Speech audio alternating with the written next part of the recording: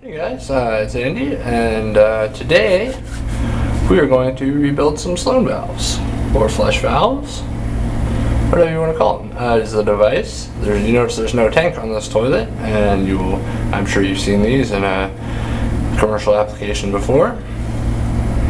Anyways, so first thing we'll start with, screwdriver here. You gotta shut off the water. They have a stop built in here to the top spud, as they call it. And if these do go bad, though, they won't shut off sometimes. And if that's the case, then it is rebuildable. You take it apart there, and you replace a little rubber seat and spring, little plastic part, and you're good to go. But I know this one should be good. I rebuilt it last year. So we're gonna do a, let's see it shut off, do a full rebuild on this one. I rebuild them once a year, and I didn't put a new spud on a bottom spud on this one last year, which is this part. And so I'm gonna do a total. Now you may or may not have seen this before. This is called a primer tee, or a trap primer. And this is just a 3/8 chrome copper tube with compression fittings on either end, and every time you flush it, it diverts a little bit of water through pipework over to the floor drain, and it keeps the floor trap primed, so we don't get any sewer gases coming out of there. Kind of a smart idea. So there's one of these in each bathroom on every floor. One toilet with a trap primer. The other one doesn't have it, and so first thing you do, you shut that off, and notice here I have not a pipe wrench, but a spud wrench. It has smooth flats, so as not to scratch the chrome on our pretty little fixture here. Alright, so now that I have the water shut off, first thing I'm going to do, let's see, what is the first thing I'm going to do? Well, before you take this valve body off, which is the main component where you have all of your stuff, you want to crack all of these loose. Not remove them, but just crack them loose with the wrench. Just that much. None of these should be that tight. And none of them should have any sealant, Teflon tape, pipe dope, anything like that on them either. Because they're supposed to be sealed by just by the parts inside and just compression. And none of it should be all that tight either. See, just a little bit. So that's loose. And as you will see here, this is another connection that is just on the trap primer models. As you see, I spun this one loose and that one's spinning, so we will have to replace those gaskets as well. Probably. When I get done with this stuff, I like to take all this corrosion off and get some steel wool and chrome polish and really make it look nice. But that's not really part of it right now. I'm not going to show you that part. That was something I'll do by myself at the end.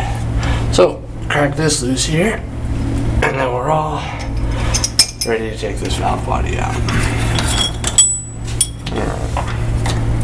A little bit of water there, top of our vacuum breaker, maybe even a lot of water.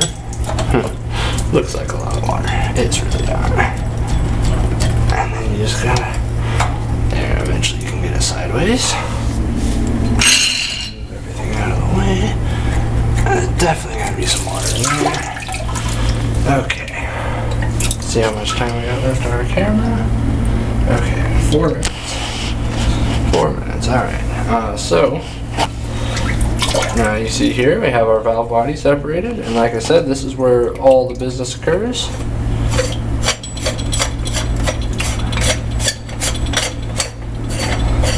Take this lid off, brass lid, chrome brass lid.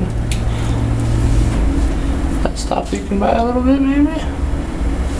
Look at that! Isn't that interesting? Add a little. That was close. Add a little excitement already here.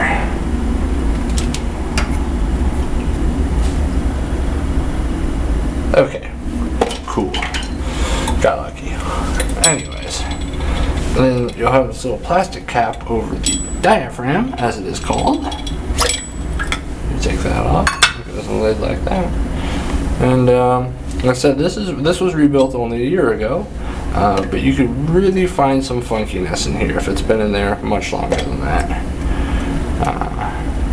When I took them apart last year, they hadn't been touched in at least 5 years, maybe even 10 in some cases, and that's just dangerous. And the reason that we rebuild them on a frequent basis, they're not having a problem after a year.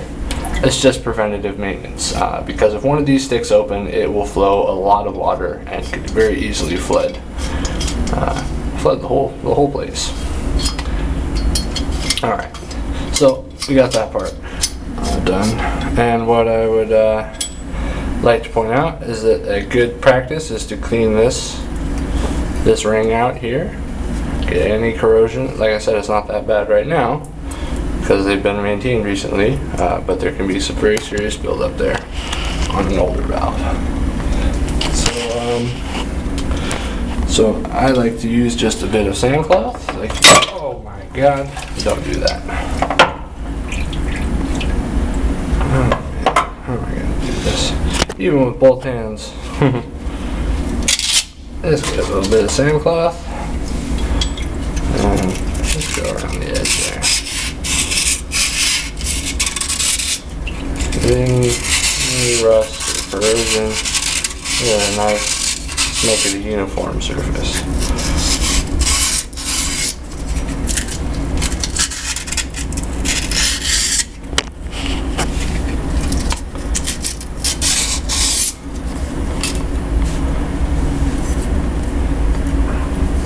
Maybe a little wipe, clean cloth. And then gotta get. Like I said, there should be no pipe sealant or anything, no pipe dope, no thread. This O-ring is one of the seals that is supposed to be there. And you notice this friction ring also, that's what makes it seal. You have to make sure that that's in place and in good shape for it to seal. You pop this O-ring off, just a little something like that. Just a little something like that. And I heard a little beep from the light sensor, and there we go. No lights. Okay, now we're recording. All right. Okay. So I've removed the O-ring from the tailpiece and cleaned the corrosion out of there the same way I did here. Anyways, I will go to our master rebuild kit now. Hopefully it'll stay there. Open it up. And then vacuum breaker there. Handle kit there. Alright, and as you will see, there are not too many main parts to this this piece. It's really quite simple.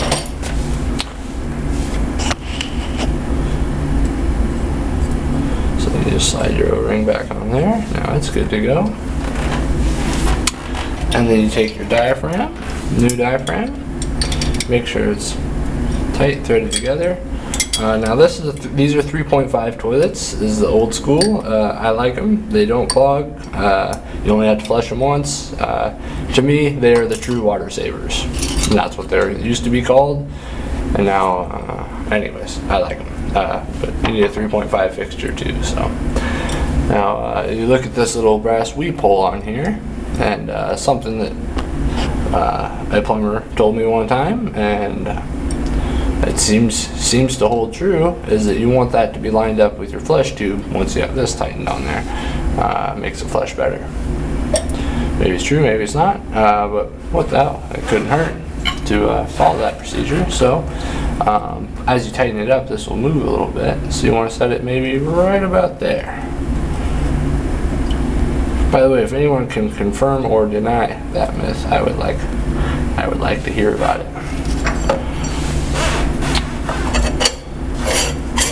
I've just always done it that way, so I don't know if you just tighten that back on there. Finger tight for now. So now our diaphragm is rebuilt, our O-ring is rebuilt, ready to go back on there right after we do the handle kit. Now the handle, we take it off of there. Just like that. just gonna go ahead and stick that on there for now. Just right there. And you look around to our parts bag. There we have a B50A handle repair kit.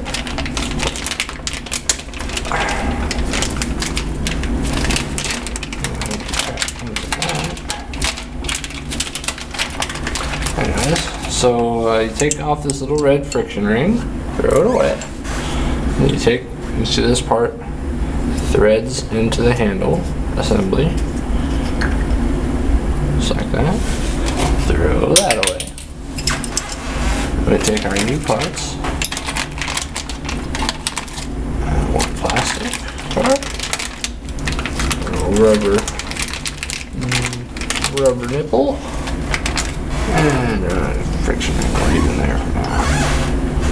So we'll take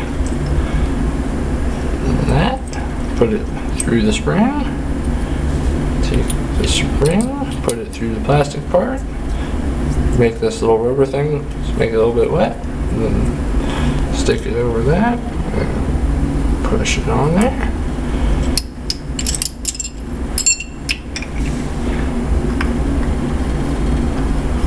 Thread that back on there.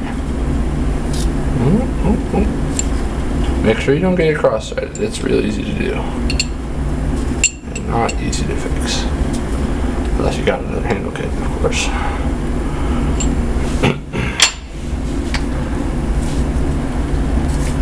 Camera wasn't rolling, this would just thread right together, but I'm trying to make a YouTube video, so there we go. Right? Not quite. No, not. There we go. Alright, there we have it. And you don't need to tighten it with a wrench or anything, just finger tight is plenty good. Put our nut back on there and get our new friction ring. Pop it on there. Onto the handle. Spot. Ooh my. Ooh my. There you go. And time we have left on our camera, 2.5 minutes. Okay, that seems to be just the right amount of time to do the vacuum breaker. It's a very simple part, very important though. Prevents anything from the toilet when you flush. If there were to be some kind of siphoning action, it prevents water from the toilet from going into the water supply. So this is a very important little part right here. Okay. And you can see it's a little crusty, a little funky. Again, this one has been maintained recently, so not as bad. But you might take a little sandcloth and just buzz it around inside there real quick. Get all the big chunks off. Make it kind of smooth inside. And we'll look over here. V551A, a vacuum breaker repair kit. Ow. That was me hitting my hand against the wall, and it really hurt. I'm not gonna lie. Alrighty, close quarters. Cool. So we have our sack, our cone, and our washer. You put the cone inside the sack, just like that. Put it in there. Little paper gasket right there.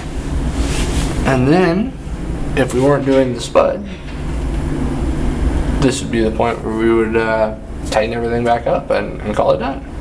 But since we are doing the spud, oh my god, again! I'm gonna break this toilet or something, man. I'm gonna go over here so we don't lose our lights again.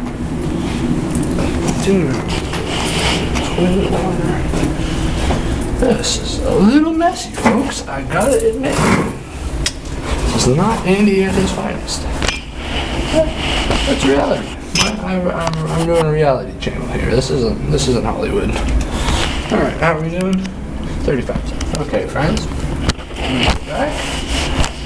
And now we're gonna see what happens. Alright, so we got all this trash over here. Just throw that away. You see somebody used Teflon tape here. That's not good either. Okay.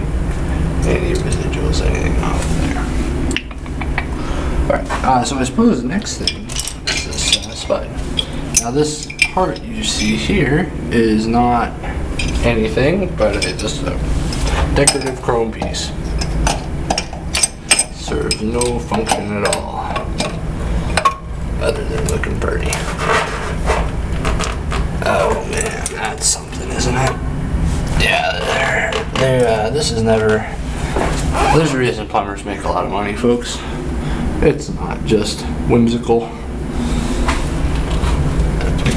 Alright, so this one, as you can see, has not been touched in a while, and it's just pretty much going to just pull right out of there. No wrenching involved, just. Alright, so there's our flush tube. Like I said, this is going to have the same kind of connection as this right here. It's just a black washer and a skinny red friction ring. So it's the same as the spud coupling assembly, this right here. If you ever come across a primer tee and you don't know what parts are in there, that is it. And so we'll have to rebuild that separately. Normally you don't have to deal with those. And so we're going to take our escutcheon or spud coupling assembly off of here. And we're going to get lucky this time, and it's going to just come right off.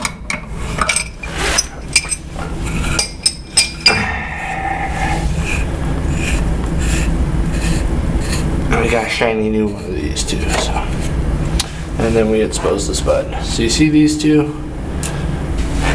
This connection right here between this coupling nut and that spud is the same as this and this piece right here. So it's just exactly that. And you can buy these friction rings individually and these rubber 1.5-inch gaskets individually. So you can just have a stockpile of those for such a thing. And then remove the spud. We're going to do the same thing. Put Mr. Spud wrench on there.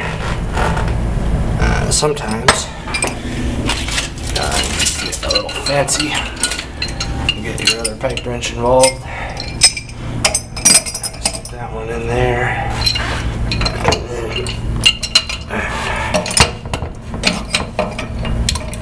Oh my.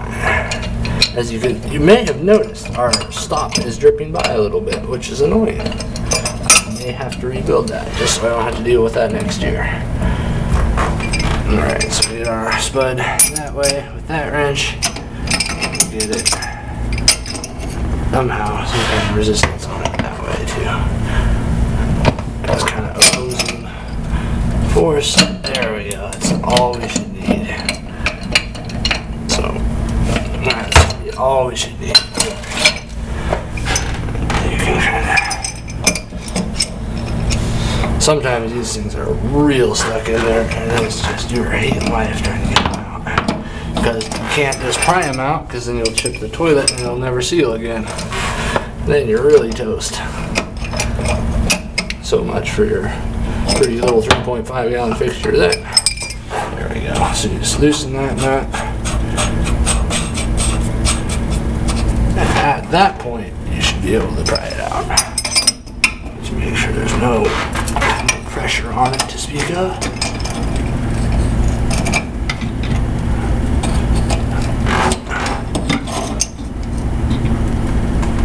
Rock it back and forth. And there you go. Nasty old spud.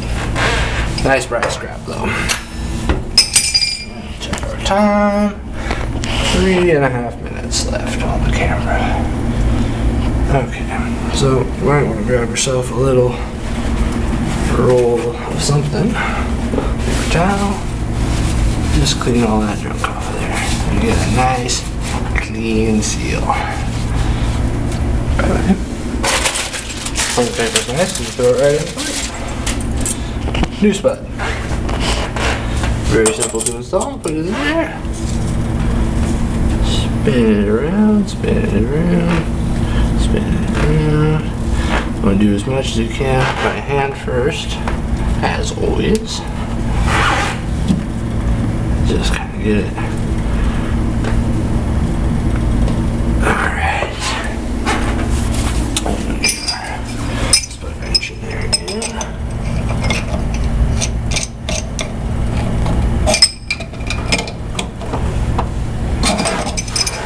And you have to tighten this thing pretty good. Again, there's a risk of cracking the toilet if you overdo it, so as with all things, use moderation, please.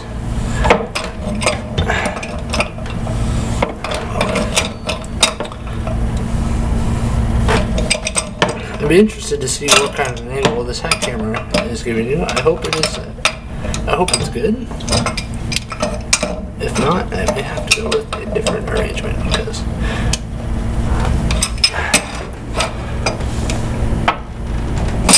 Ooh, that was close too.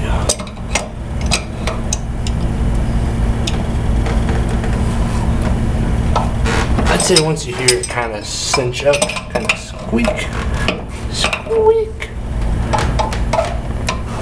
That's gonna be good enough. And then we look in our bucket of fun here, and we have a new spark coupling assembly. So I have a bit more work to do with this flush tube, rebuilding it and whatnot.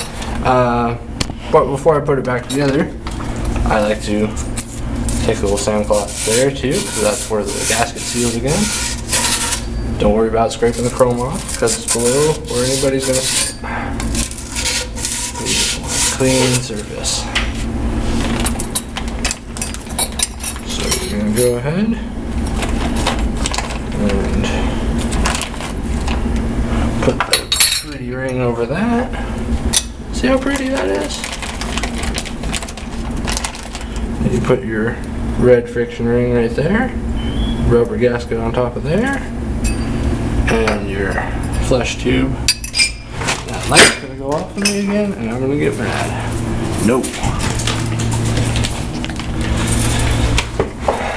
Put this over your flush tube in that order. Then you put it right on there, line everything back up, put your valve body back on, tighten everything up, and you're done. Good to go. Rebuilt Sloan valve. I'm not going to do that because I have to rebuild this part still, but you get the idea. And then that's it. Thank you for watching.